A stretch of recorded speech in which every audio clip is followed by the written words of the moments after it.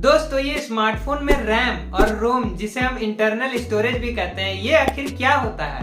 हमें कितने जीबी वाला रैम और रोम वाला स्मार्टफोन लेना चाहिए? और भी बहुत सारी चीजें रैम और रोम के बारे में पता करेंगे। लेकिन पता करने से पहले अगर पहली बार हमारे चैनल पर आए तो चैनल को सब्सक्राइब करके बेल आइकन को ऑल पर सेट कर दीजिए, जिससे कि जैसे हम एक नया वीडियो अपलोड करें तो आपको नोटिफिकेशन मिल जाए। और हाँ, इस वीडियो को जरूर लाइक कर दीजिएगा, क्योंकि आज हम पता करने वाले हैं स्मार्टफोन के रैम और रोम के बारे में। तो चलिए देखते हैं।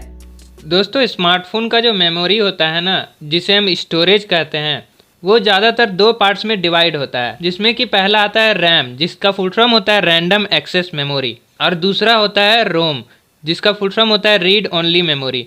दोस्तों रैम जो होता है ना, ये एक शॉर्ट टर्म मेमोरी या स्टोरेज कहलाता है, और रोम जो होता है ये लॉन्ग टर्म मेमोरी या स्टोरेज कहलाता है।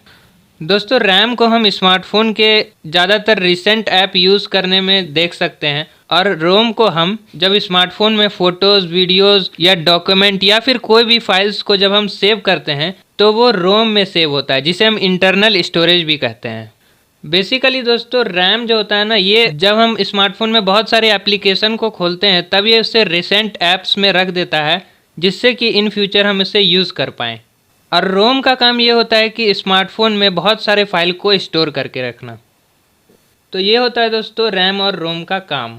दोस्तों अभी यानी कि प्रेजेंट के टाइम में स्मार्टफोन में कुछ इस तरह से रैम आते हैं, जैसे कि 2 GB, 3 GB, 4 GB, 6 GB, 8 GB, 12 GB, 16 GB या 18 GB तक के भी रैम आते हैं स्मार्टफोन के लिए।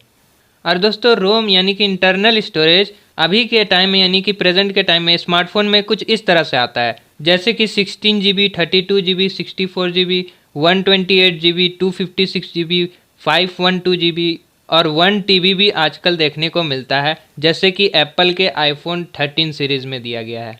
दोस्तों रैम जो होता है ना, वो स्मार्टफोन में कम दिया रहता है एज़ कम्पेयर टू रोम यानी कि इंटरनल स्टोरेज के मुकाबले। अब दोस्तों क्वेश्चन ये भी अराइज होता है कि रैम जो होता है ये 2, 3, 4, उसके बाद 5 GB को छोड़कर 6 GB आता है, 7 GB को छोड़कर 8 GB रैम आता है, 9 और 10 GB को छोड़कर 12 GB रैम आता है। तो ऐसा क्यों? आइए वो भी देखते हैं हम।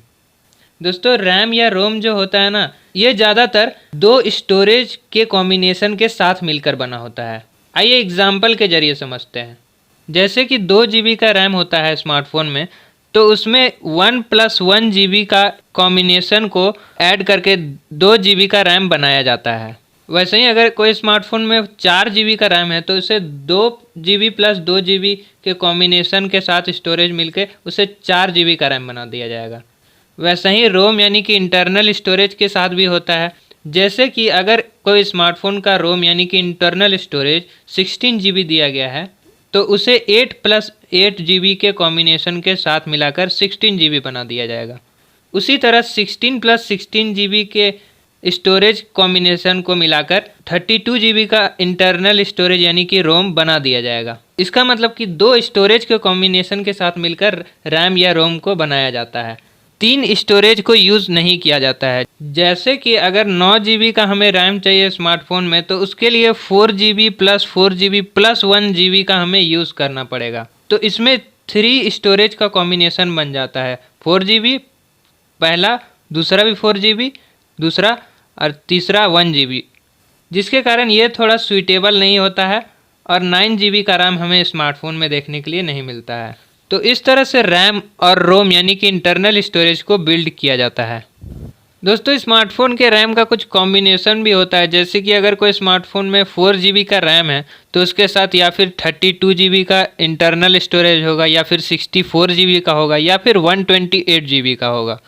वैसे ही अगर कोई स्मार्टफोन में 6 GB का रैम है तो उसमें 64 GB का इंटरनल स्टोरेज होगा या 128 GB का होगा। और दोस्तों इसी के कारण रोम यानी कि इंटरनल स्टोरेज में 2x2x2 होते चला जाता है।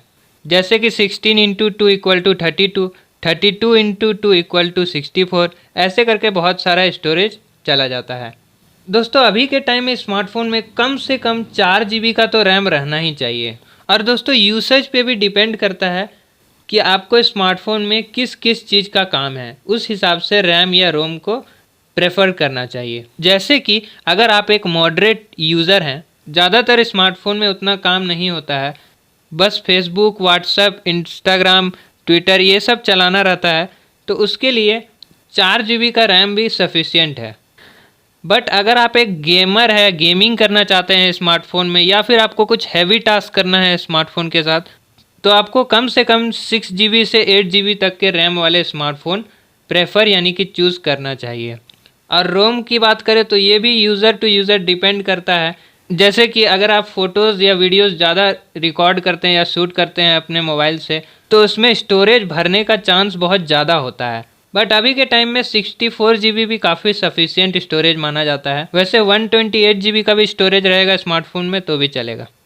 256 GB या 512 GB या फिर 1 TB ये तो बहुत ही ज़्यादा सफिशियंट हो जाते हैं।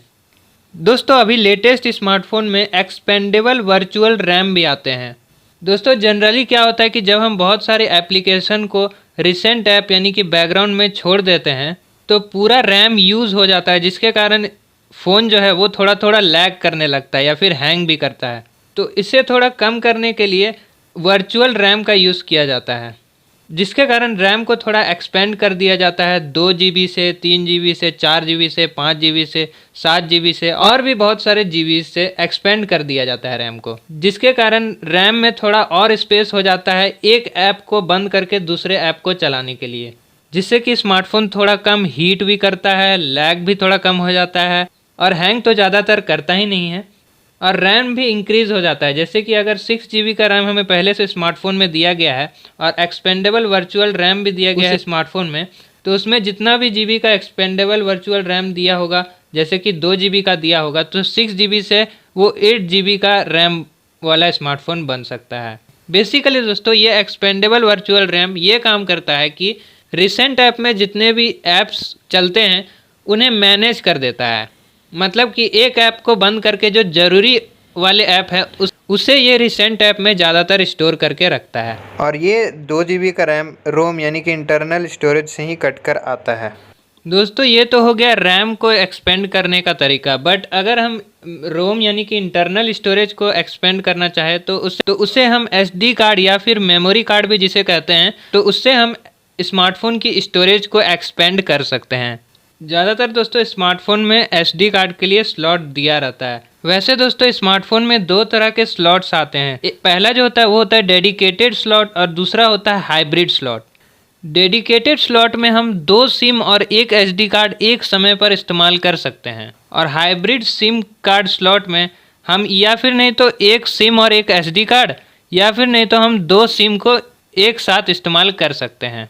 बट दोस्तों अभी के जितने भी वैल्यूएबल स्मार्टफोन्स आते हैं या फिर कह सकते हैं फ्लैगशिप फ़ोन्स जो आते हैं या फिर कह सकते हैं कि 5G जितने भी स्मार्टफोन आ रहे हैं अभी, उनमें dual nano SIM card slot ही मिलता है। मतलब कि जो सिम कार्ड ट्रे रहता है स्मार्टफोन में लगा हुआ, मतलब कि हम इसमें 2 सिम एक साथ तो इस्तेमाल कर सकते हैं, बट कोई भी SD कार्ड का लगाने का जगह नहीं होता है। बट हालांकि 128 GB या 256 GB के स्टोरेज के साथ जो स्मार्टफोन आते हैं उसमें ज़्यादातर स्टोरेज का दिक्कत नहीं होता है। अब दोस्तों रोम यानी कि इंटरनल स्टोरेज, इसका भी कुछ टाइप्स होता है।